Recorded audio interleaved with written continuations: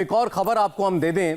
स्मिता पारिख जो कि सुशांत सिंह राजपूत की दोस्त हैं, उनसे पूछताछ खत्म हो गई है और स्मिता पारिख ने ये बताया है कि वो बताएंगी दुनिया को कि उनसे क्या सवाल पूछे गए। जरूर डीआरडीओ गेस्ट हाउस में ये उनसे पूछताछ चल रही थी और संदीप सिंह और एक और लड़की से पूछताछ अभी अंदर जारी है।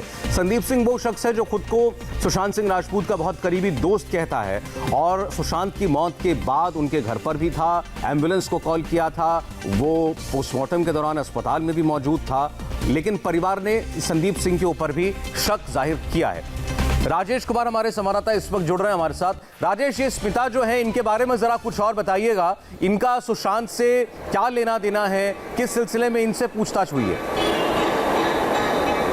देखिए, सुशांत सिंह राजपूत की दोस्त हैं स्मिता पारिख और सुशांत सिंह राजपूत नहीं, रिया चक्रवर्ती की भी दोस्त हैं और इनका दावा है कि इनके पास ऐसे अहम सबूत हैं जो ये साबित कर सकता है कि ये आत्महत्या नहीं है बल्कि हत्या है। यही वजह है कि वो अलग अलग जगहों पर ये बातें रख रही थी, जिसके बाद सीबीआई ने उन्हें बुलाया है। उनके पास उनका दावा है कि उनके पास कई सारे ऐसे चैट्स हैं, कई सारे ऐसे रिकॉर्डिंग्स हैं जो ये प्रूव कर देगी कि सुशांत की हत्या हुई है। और ये दावे वो बहुत दिनों से कर रही थी। मुंबई पुलिस ने उन्हें जांच के लिए नहीं बुलाया था, पूछताछ के लिए नहीं बुलाया था, लेकिन सीबीआई जो हर एंगल से जांच कर रही है सौरभ, उनको जरूरी लगा, इसलिए स्मिता पारिख को यहां पर बुलाया गया। उन्होंने अपना स्टेटमेंट रिकॉर्ड कराया है। अभी थोड़ी देर पहले वो डीआरडीओ से निकली हैं। तो ये अब तक कहती क्या रही हैं? मतलब ये अपने आप को सुशांत की मौत के मामले से कैसे जोड़ती हैं?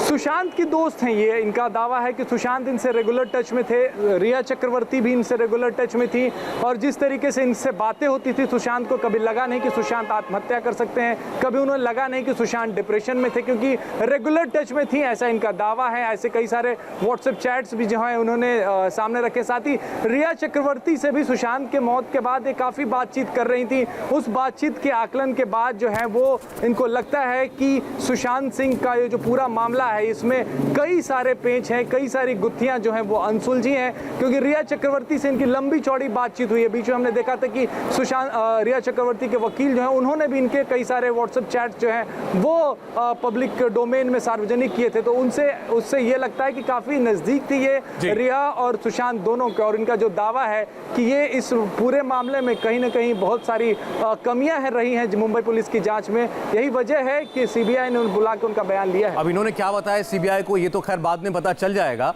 लेकिन ये बात अच्छी है कि सीबीआई हर उस शख्स को वेलकम कर रही है तफ्तीश को ज्वाइन करने के लिए, इन्वेस्टिगेशन में शामिल होने के लिए, जो ये कहता है कि वो कुछ भी जोड़ सकता है इस कहानी को पूरा करने में या इस केस को सुलझाने में। शुक्रिया राजेश आपका।